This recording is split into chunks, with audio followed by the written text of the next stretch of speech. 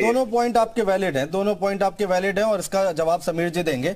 Bharatiya Janata party के प्रवक्ता है समीर जी, एक एक करके जवाब दीजिए। ब्रेक पर जाने से पहले मौलाना साहब जो बात कह रहे थे और अभी यहाँ पर आशीष जी ने 2 पॉइंट उठाए, उसका भी जवाब दीजिए। नहीं देखिए अनुज जी, मैं 2 बातें कहूंगा। एक तो आशीष जी की बातें जो कर रहे हैं, एक बार इनको सोचना चाहिए कहने से पहले कि 2012 से 17 और पिछले दिनों में जब इनकी सरकार थी, ये दुर्भाग्य है उत्तर प्रदेश का कि मदरसों की कोई गिनती ही नहीं थी। कितने मदरसे चल रहे हैं, कितने बच्चे पढ़ रहे हैं, कहाँ कहाँ मदरसे चल रहे हैं, उनकी क्या जरूरतें हैं, ऐसी कोई भी प्रयास समाजवादी पार्टी के सरकार ने नहीं किया जिससे उन बच्चों की दशा और दिशा को बदला जा सके, उनके विद्यालयों की दशा और दिशा को बदला जा सके। मैं आदरणीय योगी जी को धन्यवाद देना चाहता हूं कि उन्होंने 17 में आने के बाद इस दिशा में काम किया और कोरोना के नाते बीच में काम, उत्तर प्रदेश के बहुत सारे काम रुके थे। अब फिर दूसरी बार सरकार बनने के बाद वो काम शुरू हो गए हैं और हम निश्चित रूप से इस बात के लिए कटिबद्ध हैं कि सभी धर्मों को अच्छी शिक्षा मिलनी चाहिए। लेकिन एक दुर्भाग्य पहलू है अनुज जी कि पिछले 3 वर्षों में 20 करोड़ रुपए की विदेशी फंडिंग हुई है, जिसकी जांच के लिए भी सरकार ने एक कमेटी बनाई है कि आखिर वो पैसा कहां गया। 20 करोड़ रुपए जो विदेशी फंडिंग मदरसों को आया, उन पैसों का इस्तेमाल क्या हुआ, हमारे लिए चिंताजनक भी है कि जिस प्रकार से भारत नेपाल की सीमा पर मदरसों की बाढ़ सी आ गई है, फर्जी मदरसों की, वो पढ़ाने का काम करते हैं कि धर्म परिवर्तन का काम कर रहे हैं। लेकिन मौलाना साहब तो ये कह रहे हैं, शाहबूदी जी कह रहे हैं कि ये तो असंवैधानिक कदम उठा रहे हैं आप लोग, ये संविधान में है ही नहीं। असंवैधानिक कदम नहीं है। हमें लगता है कि मौलाना जी असंवैधानिक बात कर रहे हैं, उनको संविधान से कोई लेना देना नहीं है, उनको सिर्फ अपने धार्मिक एजेंडे से लेना है और देश और शिक्षा और प्रदेश और वो कह रहे हैं कि जो रजिस्टर्ड नहीं है उसको सरकार रजिस्टर्ड करे या फिर बीच का रास्ता निकाले। नहीं, रजिस्टर्ड करने की एक मापदंड होते हैं, अगर उस मापदंड पर आते हैं तो हम रजिस्टर्ड करेंगे। लेकिन आप कहीं विदेशों से फंडिंग ले रहे हैं और उस फंडिंग को आप धर्म परिवर्तन बात तो सही है। मौलाना साहब जवाब दीजिए शाहबुद्दीन जी, 20 करोड़ रुपए आया और गया कहाँ, किस काम में लगा, देश हित में लगा, देश विरोधी गतिविधियों में लगा, SIT बनाई है। ठीक है, जो भी दोषी पाए भाई कहीं ना कहीं से तो इनपुट मिले होंगे ना एजेंसीज को। खुद आगे आना चाहिए।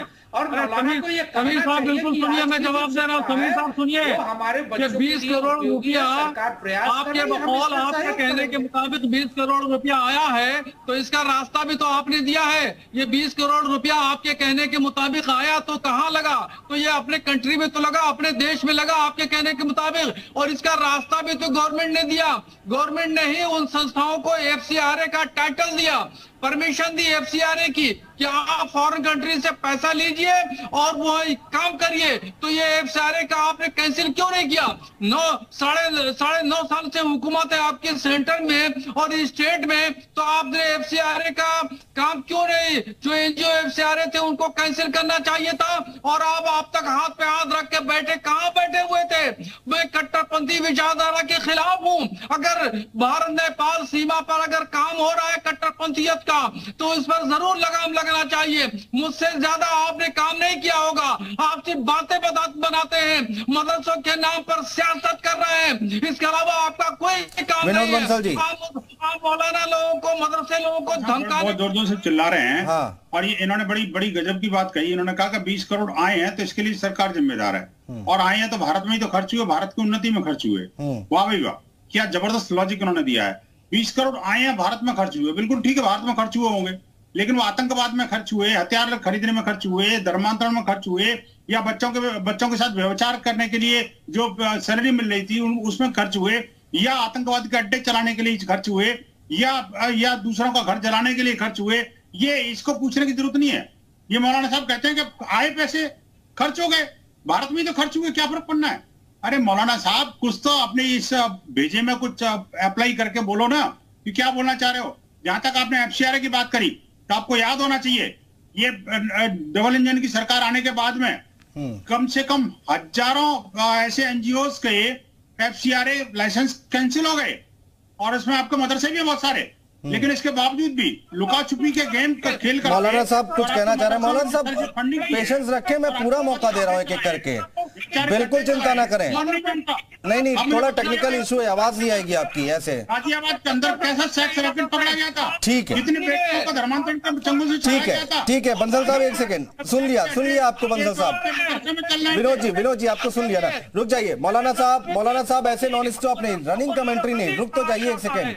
मौलाना साहब मैं मौका दे रहा हूं, तब बोलिए जिससे कि आपकी आवाज आ पाए। आप बोलते रहेंगे आवाज नहीं आ पाएगी, कोई फायदा नहीं उसका। आप बोलिए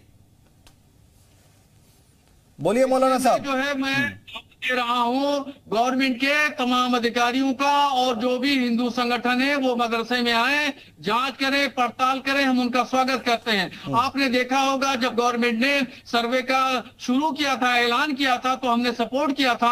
बाकायदा तौर पर मदरसे के लोगों को सर्कुलर भी जारी किया था कि जितने भी अधिकारी आए, कोई भी आए, उसके साथ सहयोग करें, कोऑपरेट करें। हम तो खुली किताब हैं। हाँ, लेकिन मौलाना साहब जब ये बात होती है ना, जब मदरसों की, भाई ठीक है, नहीं मौलाना साहब, लेकिन जब ये बात होती है कि केवल अल्पसंख्यकों को टारगेट किया जा रहा है, ये बात समझ में नहीं आती।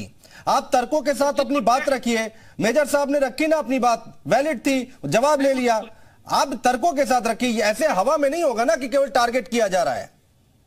तो इसकी वजह सिर्फ ये है, हमें ऐसा लगता है कि सब मदरसों के लिए नोटिस जारी किए जाते हैं और धमकी दी जाती है। कभी संस्कृत की पाठशालाओं के लिए नहीं किया, कभी इंग्लिश और हिंदी मीडियम के स्कूलों के लिए नहीं किया। वहां तो हजारों की फीस है। मदरसों में 1% से भी कम बच्चे पढ़ते हैं और गरीब बच्चे पढ़ते हैं, कमजोर लाचार पढ़ते हैं। उनकी फीस जो देने वाला भी नहीं होता, 150 रुपया भी फीस मदरसे वाले रखते हैं, तो बच्चे भी दे नहीं पाते। उनकी किताबें, उनको ड्रेस, नहीं ठीक बात है, नहीं ठीक बात है, लेकिन विनोद बंसल साहब ये कह रहे हैं ना कि भाई वो 20 करोड़ जो आया है वो कहां खर्च हुआ, कहां लगा, इसका हिसाब किताब तो देंगे ना।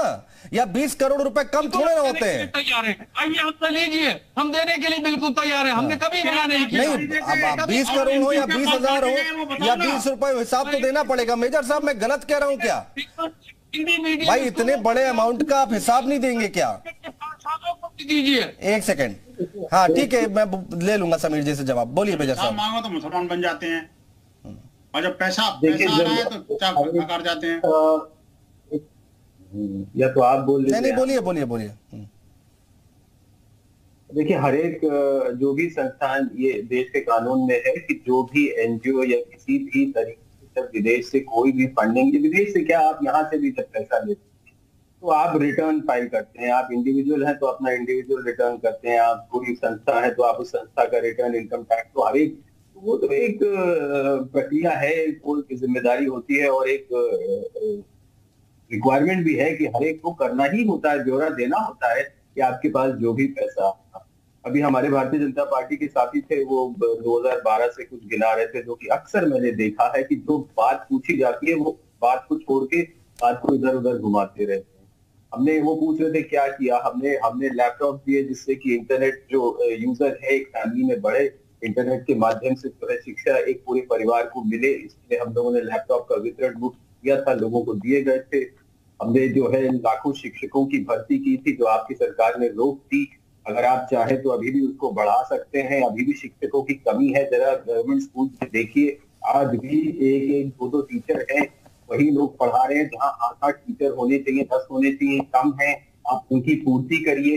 ये वो चीजें हैं जिससे आप लोगों को शिक्षित करके आगे बढ़ा सकते हैं। आपने IIT की जो सीट्स हैं उनको कम कर दिया, उनकी जो फीस है उसको दुगना कर दिया। अरे आप देश को आगे नहीं बढ़ा सकते। समीर जी जवाब दीजिए। अगर आप चाहे तो अभी भी उसको बढ़ा सकते हैं, अभी भी शिक्षकों की कमी है। समीर जी आवाज आ रही है आपको? आ रहा हूँ विनोद जी, आ रहा हूँ। बीजेपी के ऊपर वार किया तो उनके प्रवक्ता बोलेंगे ना? नहीं, कुछ आवाज में डिस्टरबेंस है। ठीक है, विनोद बंसल जी कहना चाह रहे हैं, कुछ बोल लीजिए जल्दी से विनोद जी। नहीं, देखिए बात यह कि समाजवादी पार्टी को तो मुझे लगता है इस बारे में बोलने की आवश्यकता है नहीं, क्योंकि सबसे ज्यादा जो है उत्तर प्रदेश के अंदर मदरसों के माध्यम से जो टेरराइजेशन का काम, या कहना चाहिए कि कट्टरपंथी परोसने का काम जो है ना, कट्टरपंथी धड़े बनाने का काम जो किया, वो तो समाजवादी काल में हुआ। जो वास्तव में समाजवादी नहीं है वो तो समाज कंटक पार्टी बन गई है, हिंदू द्रोही पार्टियों का एक अड्डा बन गई है एक्चुअली। वो आप देखिए कि ये जो पार्टी है वो अपराधियों को तो जी और माननी लगाकर बोलती है, और भगवान राम और जो रामचरितमानस पर कीचड़ उछालती है उसको जलाने की काम करती है। तो ऐसी पार्टी को तो कोई अब इसमें भगवान राम और भगवान कृष्ण के इस जन्म स्थान जो उत्तर प्रदेश है उसमें तो रहने का कोई अधिकार है, बचा नहीं है इनको अब। लेकिन हाँ, ये बात जरूर है कि देखिए इन जिहादियों के वोट बटोर करके और ये जबरदस्ती जो है सरकार में रहने का जो कुछ सपना देख रहे हैं वो पूरा नहीं होने वाला। देखिए भगवान राम का भव्य मंदिर बन रहा है, मुझे लगता है कि अब इनको प्रायश्चित करने का समय आ गया है और मदरसों को भी अपनी राह पर आना पड़ेगा। अब जिहादियों के वोट बटोर कर विनोद जी किसकी बात कर रहे हैं आप? खुलकर बताइए, जरा समझाइए। नहीं, मैं कह रहा हूं कि देखिए लगातार जो है ये जो आतंकवाद के अड्डे उन मदरसे बन रहे थे, जिस तरह से लगातार जो है बम विस्फोट की घटनाएं मदरसों में हो रही थी, मदरसों में हथियार पकड़े जा रहे थे, मदरसों में आतंकवादी पकड़े जा रहे थे, मदरसों में व्यभिचार के अड्डे देखे गए थे। आप देखिए गाजियाबाद के अंदर कितने सारे केसेस पकड़े गए जहां पर के बेटियों के साथ में व्यभिचार करते हुए मौलाना और ये जो मौलवी हैं वो पकड़े गए। मौलाना साहब मौलाना साहब देखिए पहले सवाल उठ चुके हैं ना, जल्दी से एक आखिरी कमेंट। ये जांच अगर कराते हैं तो ये मौलाना साहब बदनाम कर रहे हैं, क्यों बिला वजह इल्जाम लगा रहे हैं और उनको कोर्ट ने छोड़ भी दिया, जिनके ऊपर इल्जाम लगा रहे थे कोर्ट ने छोड़ दिया। आप सबूत पेश नहीं कर पाए, एक भी मामले में भी आप सबूत पेश नहीं कर पाए, बिला वजह आप जो है मदरसों को इल्जाम लगा रहे हैं, मौलाना लोगों को बदनाम कर रहे हैं। आप अपनी ये आदत छोड़ दीजिए, कोई जिहादी नहीं है। और यहाँ पर तो हम तो कट्टरपंथी ऐसे कट्टरपंथ के दड़ों को प्रोत्साहन दे रहे थे, वो क्या कर रहे हैं? बढ़ावा देने का काम विनोद जी कर रहे हैं। बढ़ावा देने का काम तो ये आतंकवाद को, अलगाववादियों को, कट्टरपंथियों को बढ़ावा देने का काम ठीक है, मदरसे मस्जिदों से हो रहा है। मजबूरी है मेरी, आगे बात नहीं ले पाएंगे। आप लोगों की बहुत शुक्रिया हमारे साथ जुड़ने के लिए, तमाम बातचीत करने के लिए, चर्चा करने के लिए। तो ये बहस लंबी चलेगी क्योंकि आगे नोटिस जारी किया गया है और अब सरकार एक्शन लेने के मूड में दिखाई दे रही है। और अगर कोई पेपर जमा नहीं कर पाया तो 10,000 रुपए का जुर्माना भी भरेगा वो मदरसा। तो यहाँ पर आपको पेपर सबमिट करने पड़ेंगे और बताना पड़ेगा ब्यौरा कि अगर कहीं से कोई पैसा आया है तो कहां खर्चा हुआ। यूपी मांगे उत्तर देख रहे थे, अब बने रहिए जी उत्तर प्रदेश उत्तराखंड के साथ। नमस्कार।